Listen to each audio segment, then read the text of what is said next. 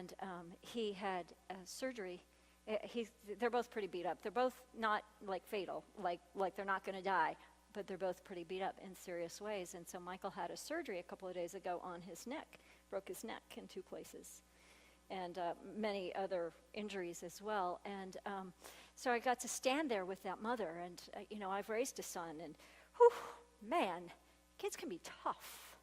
Nod your head if you've had a tough kid or a tough moment with a kid ever, whether yours or somebody else's, right? Whew, yeah. And she's having a tough moment, and what we know to be true is that God is present, and the force that is God, the force that is Spirit, is active. And what we get to do now in the year 2014, what we get to do now as we're moving into a whole new consciousness is embrace our humanity. We want to avoid our humanity. We want to pretend we're really good at it. Those of you who have been in unity for more than a little while, we're really good at it. Oh, it's okay, I'm fine. No, I'm not grieving. No, I'm not angry. No, I'm not hurt. No, I don't have any fear. I don't have any fear. I don't have any fear. Anybody ever say that? Anybody ever know you're lying? You're just flat out lying? And the reason that we have it is because we're in human form. We're here to embrace that, to walk through it, to acknowledge it, to accept it, and then to choose love. In the midst of our pain, in the midst of our challenge. We have another congregant who spent the week with a friend of his whose 23-year-old son died. How do you stand there? How do you stand there in the middle of it? And how do you stand there? At least we, in unity and new thought, we believe that there's one presence and one power, and it's called God, or it's called the force. And we know that all things work together for good.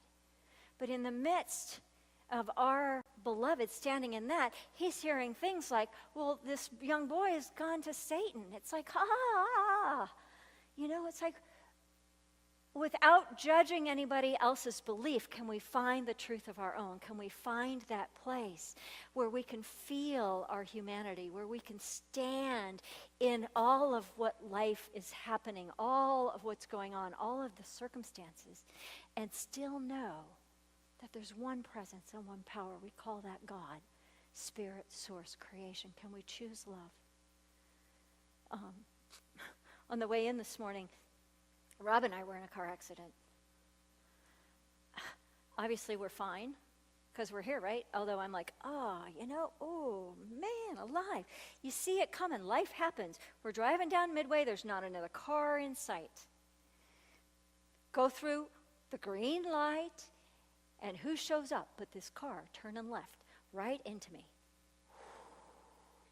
Wasn't a huge impact. It was one of those impacts. The whole side of my car. She was so scared. She was so scared. It was like, oh man, life happens, right? I got out of the car this morning, and I am really, really, really, really pleased. Not in an egoic sense, but only because I've been practicing really hard. I got out of the car, and I went, I said out loud to Rob, I said, okay, I choose only love. I choose only love. This poor woman, she'd never been in a car accident in her life. She was so shook up. She said, oh my God, I'm so sorry. I didn't see you. I know, it's my fault. I'm like, yeah, it was. Pretty clear about that. But she's shaking, when things happen like that, and you're just shook, and she's just like this. And I'm just choose only love. Just choose only love.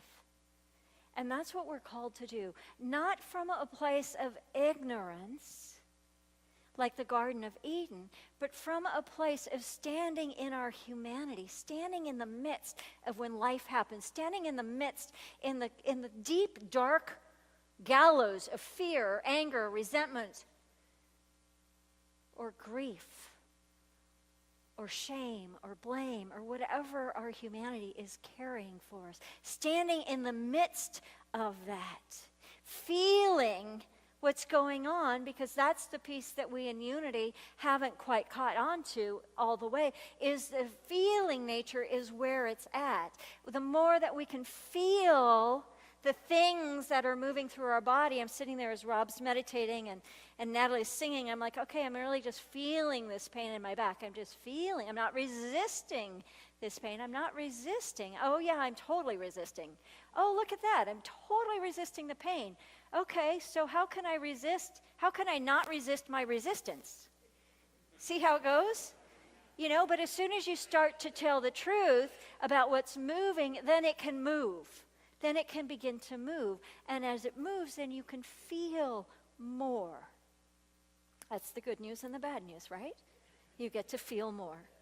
But the more that you can feel more, the more that you can begin to integrate the idea and the truth that we know that there's only the one spirit, the one force. And it becomes not an idea, but it integrates through your body. It can wash through your body and break open your heart. And all of a sudden, it's not even a choice. It becomes, oh, I choose only love. I choose love. Oh, what a surprise.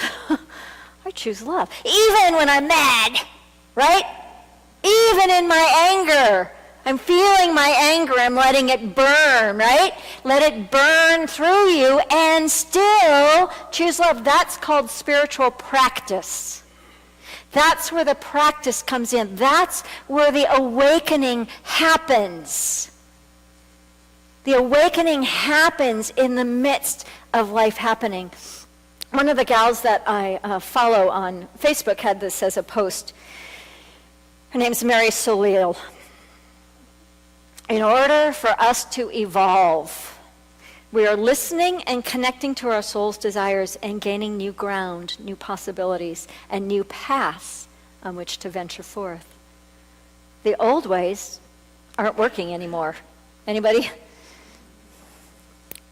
Because we are no longer fulfilled, we are feeling restless for a more profound life experience. We are increasingly uncomfortable when our outside world grows more synthetic and less real. That strong need to conform to others' expectations lessens as the awareness of the nature of our spiritual reality strengthens. It's time to wake up. It's time to wake up to the truth that God is real, and God is present, and God is love, and you are one with God. It's time to wake up.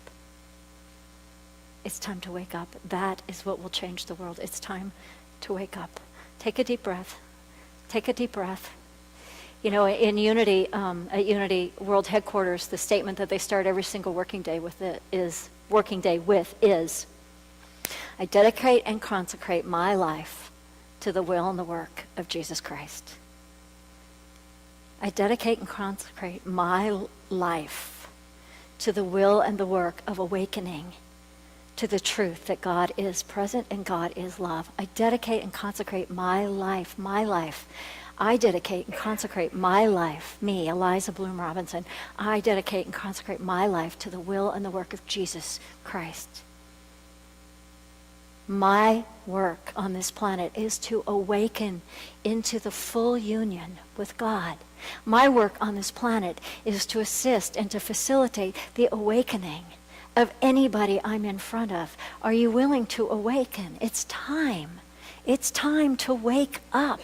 It's time to put God first and foremost in our life. It's time to come into a new understanding, and I don't mean mental understanding, a new physical, integrated soul understanding that God is, and that God is love, and so are you, and that there is an ocean of God awaiting your arrival, awaiting your willingness. Simply say yes. Simply say yes. Simply say yes.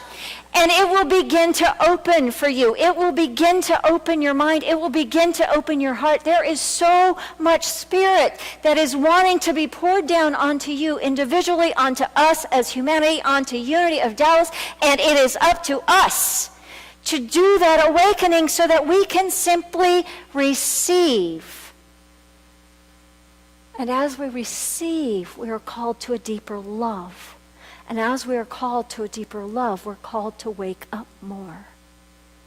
You know, every organization began as a divine idea. That spirit, you know, spirit can really be alive. Spirit can really